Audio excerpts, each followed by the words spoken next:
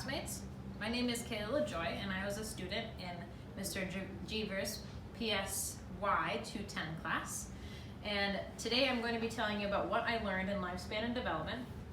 We will discuss different topics and what we covered, and what I had learned most that led me to my desired career choice. We'll bring you through several different chapters in our lovely book here today, so keep watching to see what's next.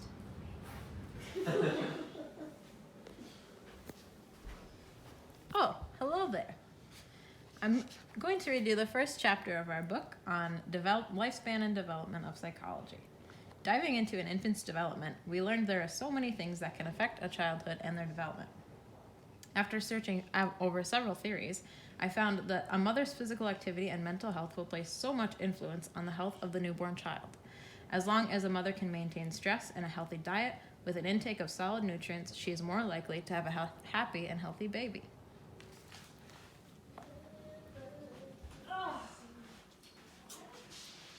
Welcome back. In Chapter 2, we will discuss the early to mid-childhood and how it is a time for mental development and stimulation. In this chapter, we learned about the theory of the mind. This explains how children begin to register emotions and experiences throughout different situations. They begin to learn from the people around them and process how they are feeling, as well as a family or a friend that also may be feeling a different way. We also continue to discuss the importance of diet and movement and how crucial it is for a young child.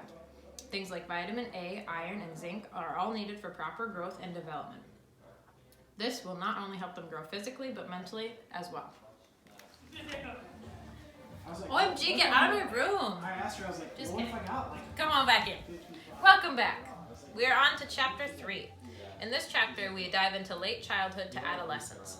It is most commonly studied that teenagers during this point need social development. It is also important that children in this stage have a group or a set of people around them to support them. As we talked about in Chapter 2, we begin to see how these teenagers experience their theory of mind and how it has developed over this time. We see that bullying has become more prevalent and that all children are going through the development changes at different times, but having a support system is so beneficial.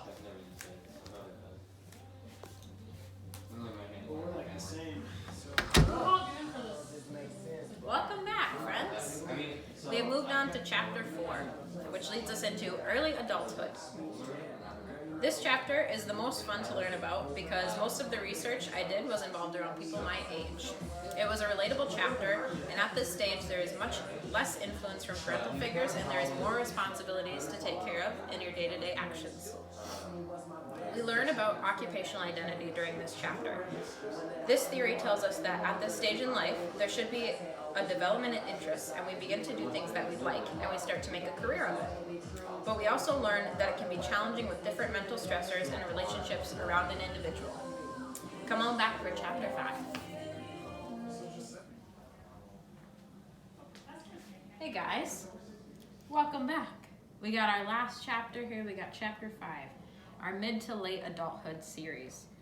As we travel into late adulthood, there is a shift of focus on families and careers to the direction of one's life. Sometimes people are happy and satisfied with where they're at, and others decide that it's not entirely what they thought, and they seek change. This is what we call integrity or despair. After the age of 30, it is also crucial to continue a healthy diet and exercise to avoid any chronic diseases that could develop later on in life.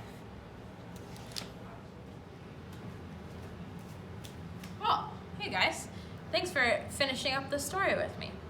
So as our final chapter, I wanted to let you know that before the lifespan development class, I had not totally considered all the outside factors that other people may have been going through growing up.